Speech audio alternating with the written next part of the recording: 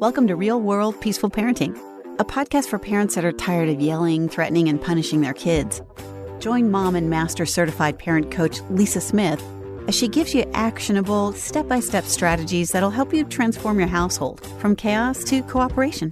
Let's dive in.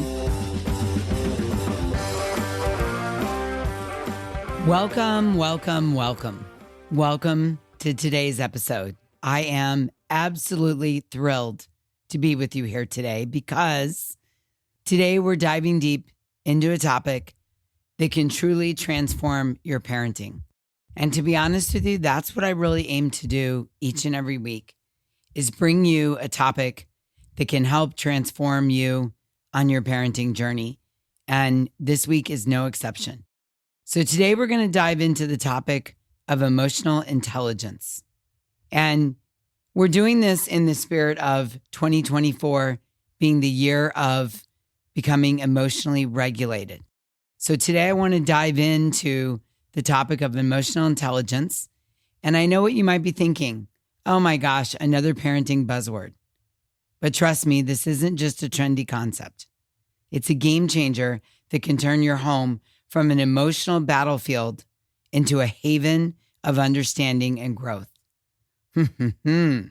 Does that get you going? Is that got a hook that makes you want to turn up the volume and listen more? Awesome. So what exactly is emotional intelligence as it relates to parenting? Think about that for a moment. What is it? Well, simply put, it's your superpower to recognize, understand, and manage emotions, both your own and your children's. It's about creating an environment where feelings aren't just tolerated, but they're respected and used as tools for connection and growth. I gotta say that one again, y'all. Emotional intelligence in parenting. It's about creating an environment where feelings aren't just tolerated, but they're respected and used as tools for connection and growth. Whew, that is good, right? Am I right? Oh, gosh. I want to shout that from a rooftop.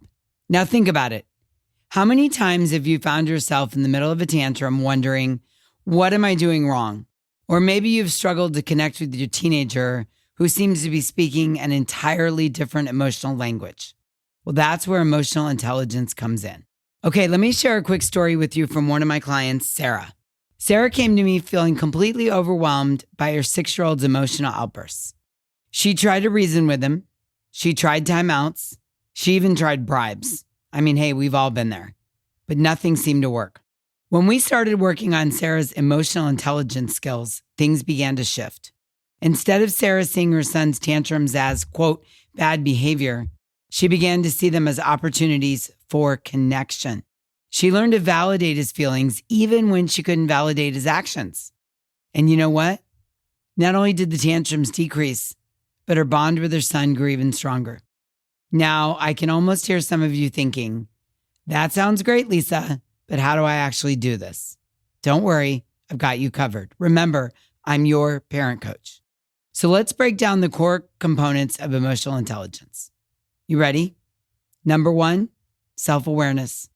It's all about us as the parents recognizing our own emotions and how they affect our parenting. Are you snapping at your kids because you're stressed at work? Are you worn out and tired of making dinner? Are you frustrated because you and your partner are not getting along right now and you're taking it out on your kids? Step 1 is self-awareness. Step 2, this one isn't going to surprise you at all. Self-regulation. Once you're aware of your own emotions, you need to manage them, especially in those challenging parenting moments. And let's be honest, there's plenty of them. Step 3, motivation. This is all about using your emotions to achieve your parenting goals and persevere through tough times. It's not about using your emotions to belittle or confront or control or dominate or punish your kids. It's about using your emotions to achieve your parenting goals. Step 4, this one's a big one, empathy. Understanding and sharing the feelings of your children, even when you don't agree with them, even when they're not spot on, even when they've done something really wrong. It's understanding or trying to understand the feelings your kids are experiencing in the moment and making no feelings wrong or bad or tell them they don't feel that. It's validating what their experience is, even when they've done something wrong in the moment. This is huge, parents, huge.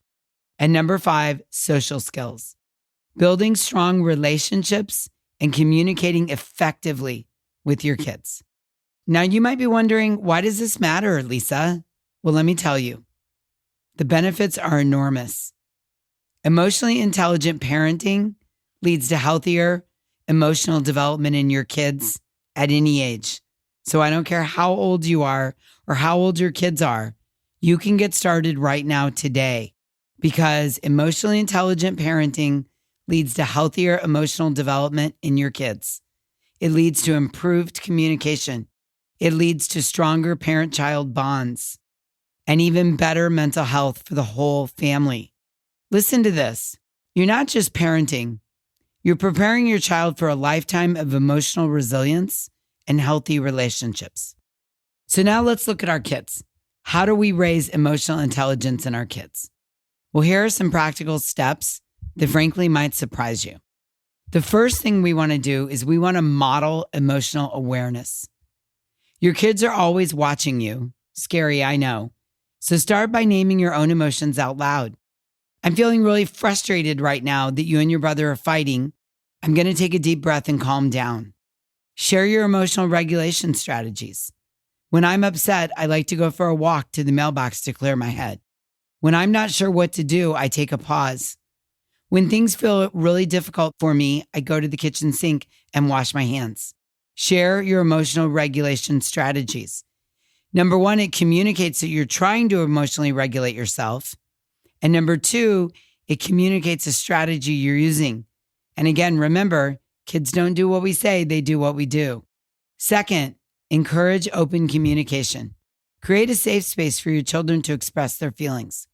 Ask open-ended questions like, how did that situation make you feel? Instead of, did that make you sad? Practice active listening. Put away those distractions and give your full attention when your child is speaking. Third, discuss and teach empathy. Help your children understand and share the feelings of others. Use stories to discuss emotions. Maybe play emotion charades. And encourage perspective taking. Help them walk in the shoes of other people. Remember, teaching emotional intelligence is an ongoing process. Be patient with yourself and your children as you learn and grow together.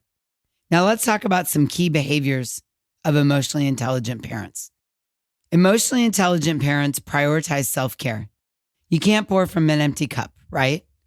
So if we want to raise our emotional intelligence, we have to be taking care of ourselves. There's no other way around it.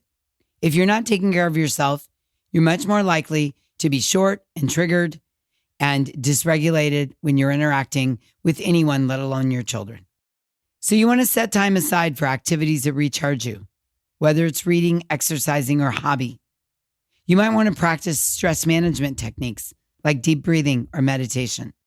Number 2, focus on connection over compliance when interacting with your kids. Build strong emotional bonds with your children. Spend quality one-on-one time with each child regularly. Show interest in their world.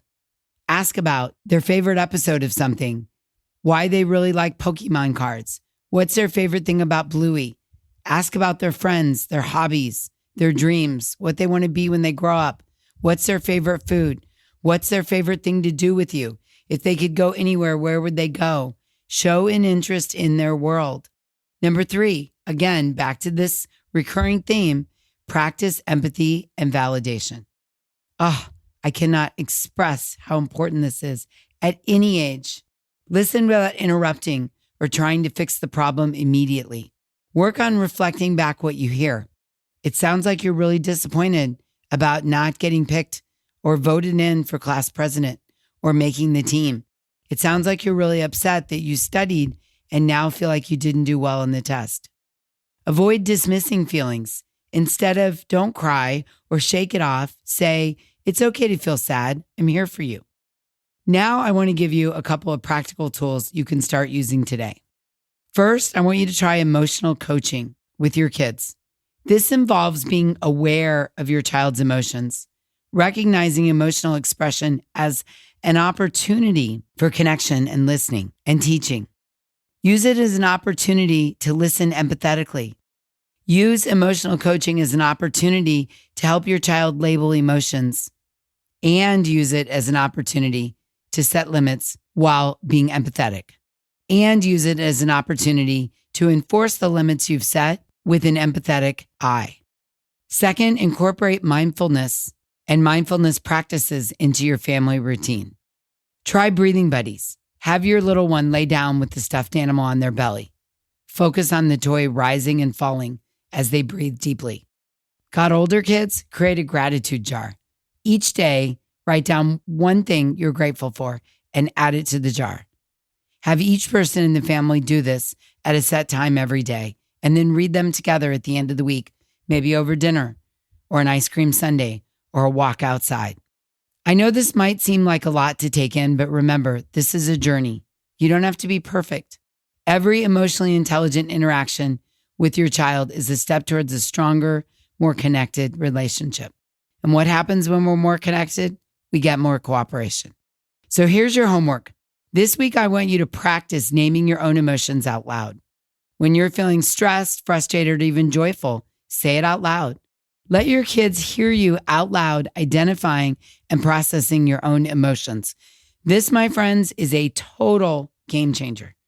If you do nothing else this week but this is a complete and total game changer in the emotional intelligence of you and your children.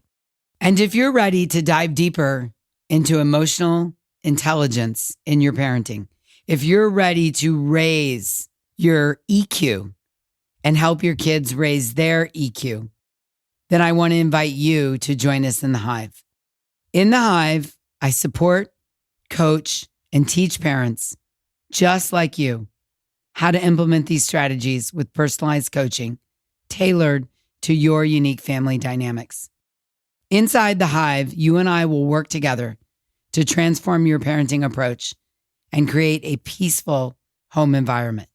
So if you're ready to learn more and join, go to thehivecoaching.com and get yourself enrolled. Now, as we wrap up today, I want you to remember that you're not just teaching your children how to manage emotions. You're equipping them with life skills that will serve them well into adulthood. So take a deep breath, be patient with yourself, and celebrate the small victories. Your family's emotional well-being is worth the investment. Yeah? Yes.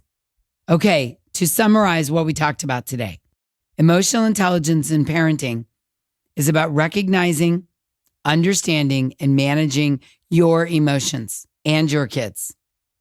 It involves self-awareness, self-regulation, motivation, empathy, and social skills. By modeling emotional awareness, encouraging open communication, and teaching empathy, you will raise emotionally intelligent kids.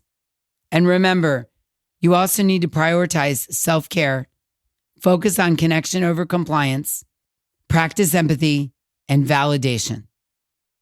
This is the recipe for raising the emotional intelligence in the entire family. Yes? Awesome. Okay, until next time, I'm wishing you peaceful parenting. Thanks for listening to Real World Peaceful Parenting. If you want more info on how you can transform your parenting, visit thepeacefulparent.com. See you soon.